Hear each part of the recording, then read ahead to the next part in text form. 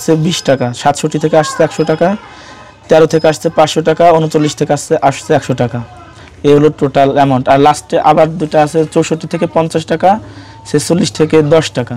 9000 টাকার মতো বেতন পান, বাসা ভাড়া 1500 টাকা দেন। এরপর আপনার বাচ্চার ট্রিটমেন্ট আপনি কতটুকু করেন, আর আপনারা তিনজনের সংসারটা কিভাবে কন্টিনিউ করেন? দেখা যায় নাইট পড়লে পরে আবার 25 টাকা বেশি পড়ে দিনে, রাত্রেবেলা যখন নাইট ডিউটি চলে দেখে 10,000 টাকার মতো আসে।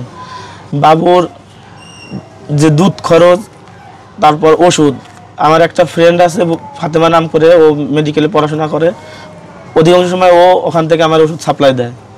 আমার আর একটা আপা আছে নার্সে চাকরি করে, সেও অধিকাংশ সময় ওষুধগুলো মেডিসিনগুলো তাদের মাধ্যমে অধিকাংশ সময় চলে, সব সময় পাওয়া যায় না, আবার কিনতেও হয়। ওষুধের দোকানে এখনও প্রায় 16-17 টাকার মতো বকেয়া আছে। ফার্মেসির ওই ভাই ভালো বলছে যে যতদিন লাগে ওষুধ নিয়ে যা, আপনি যদি যান তার কাছে শুনতে পারবেন, লিস্ট দেখলেই বুঝতে পারেন। বলছে যে আগে বাচ্চা ওষুধের টাকা বাঁচে থাকলে তো দিতেই পারবি। আর এই যে টাকা 1500 টাকা বাসা ভাড়া, বাসায় আসছি আমি মূলত অনেক ঋণের উপরে, ঋণের জন্য বাড়িতে থাকতে পারি নাই, মানুষজন চাপাচাপি করে থাকতে মানে ডিস্টার্ব হয়, এই কারণে আমি বাসায় আসছি।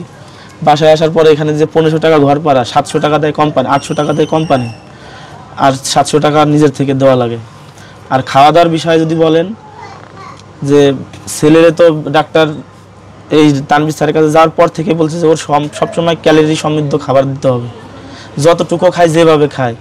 দেখা যায় একটা লিস্ট করা ছিল যে সকালে দিনে 2টা কলা খাবে, দিনে 2টা মিষ্টি খাবে, দিনে একবেলা পোলট্রি মুরগি, তেলাপিয়া মাছ আর পাঙ্গাস মাছ, এগুলো দিয়ে খাবার খাবে।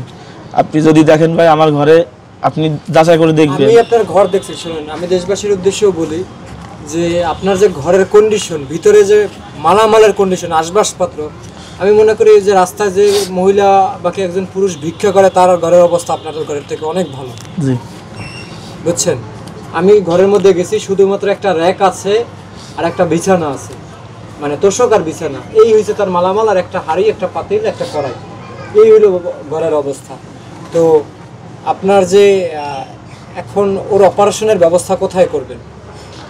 ওর অপারেশনের ব্যবস্থা স্যারকে, ডাক্তারকে যখন বললাম যে স্যার অপারেশন কি বাধ্যতামূলক করতেই হবে, তখন বলছে অপারেশন বাধ্যতামূলক। ওর যে কন্ডিশন, ওর জন্ম থেকে রক্তনালী ভাঁজ পড়া ছিল, ওইটা তো ঠিক হয় নাই।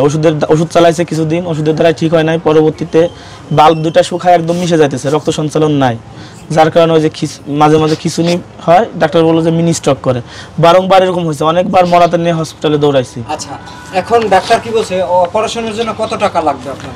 ডাক্তার বলছে অপারেশনের জন্য একসাথে 2টা অপারেশন হবে, আগে ছিল একটা। যখন ফার্স্টে আমাদের বলে যে যখন হাতের রক্তনালী, হাত থেকে উৎপন্ন রক্তনালী কাটতে হলে 1.5 থেকে 2 লাখ টাকার ভিতরে এটা সম্ভব, ঠিক হয়ে যাবে, এর বেশি খরচ হবে না। পরবর্তীতে যখন ওর বাল্ব শুকায় গেছে, 2টা বাল্ব কিনতে হবে, 2টা বাল্ব ডাক্তার বলছে মিডিয়াম যেটা লাগবে সেটাও 90,000। 2টা বাল্ব যদি আমরা কিনি সেখানে প্রায় 2 লাখ টাকা, সব কিছু দিয়ে টোটালি 4.5 লাখ টাকা হসপিটাল দিতে হবে। টোটালি 4.5 লাখ টাকা ওর অপারেশনের জন্য চলে যাবে। অপারেশনটা কোথায় করবেন, ঢাকা নাকি ফরিদপুরে? না, ফরিদপুর হবে না, ঢাকার হৃদরোগে, জাতীয় হৃদরোগে। ডাক্তারের সাথে কথা হয়েছে, ডাক্তার বলছে শুধু আমি তোমার বাচ্চার খাবার আর বাচ্চার মার থাকার ব্যবস্থাটা ফ্রি করে দিতে পারবো। আচ্ছা আচ্ছা। আর আমি বলছিলাম যে কতদিনের মধ্যে অপারেশন করতে বলছে টাকা পয়সা নেই সবসময়। প্রথম যখন সমস্যাটা ধরা পড়লো তখন বলছিল যে 7 দিনের ভিতরে ঢাকায় চলে আসো। আপনার ডাক্তারের ডেট কবে? এই যে ডাক্তার যে আপনার যে মানে আমি যতটুকু জানি আজকে ডেট ছিল। আজকে কি?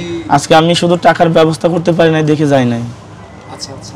তো আগামী সপ্তাহে আবার আগামী সপ্তাহে তো 16 তারিখ গেলে আপনাকে একটা ফাইনাল সিদ্ধান্ত দিবে যে কবে নাগাদ অপারেশনের জন্য যাবে।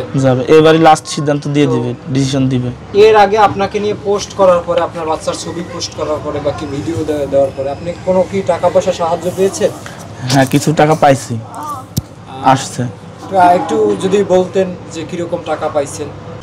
এটা আমি শুধু নাম্বার বলি, লাস্ট নাম্বার থেকে কত টাকা আসছে। বিদেশ থেকে এক ভাই রেমিটেন্স দিছে 166 টাকা, লাস্টে 63 থেকে আসছে 20 টাকা, 64 নাম্বার থেকে আসছে 100 টাকা, 86 নম্বর থেকে আসছে 50 টাকা, 790 নাম্বার থেকে আসছে 200, 690 নাম্বার থেকে আসছে 200, লাস্টে 07 থেকে আসছে 500 টাকা, লাস্টে 05 থেকে আসছে 30 টাকা, লাস্টে 45 নাম্বার থেকে আসছে 1010 টাকা। লাস্টে 08 থেকে আসছে 100 টাকা। লাস্টে 01 থেকে আসছে 500 টাকা। লাস্টে 61 থেকে আসছে 50 টাকা। লাস্টে 14 থেকে আসছে 110 টাকা। 77 লাস্টে 77 নাম্বার, সেখান থেকে আসছে 50 টাকা। লাস্টে 44 থেকে আসছে 50 টাকা। 62 লাস্টে, সেখান থেকে আসছে 100 টাকা। লাস্টে 88 সেখান থেকে আসছে 10,000 টাকা। লাস্টে 32 সেখান থেকে আসছে 20 টাকা। আর একটা ব্যাংক ডিপোজিটের মাধ্যমে আসছে 10,000 টাকা। লাস্টে 99 নাম্বার থেকে আসছে 20 টাকা। লাস্টে 08 থেকে আসছে 50 টাকা। লাস্টে 97 থেকে আসছে 200 টাকা। লাস্টে 83 থেকে আসছে 150 টাকা। লাস্টে 56 থেকে আসছে 100 টাকা। লাস্টে 27 থেকে আসছে 15 টাকা। লাস্টে 36 থেকে আসছে 500 টাকা। 64 থেকে আসছে 20 টাকা। 67 থেকে আসছে 100 টাকা। 13 থেকে আসছে 500 টাকা। 39 থেকে আসছে 100 টাকা। এই হলো টোটাল অ্যামাউন্ট। আর লাস্টে আবার দুটো আছে 64 থেকে 50 টাকা, 46 থেকে 10 টাকা।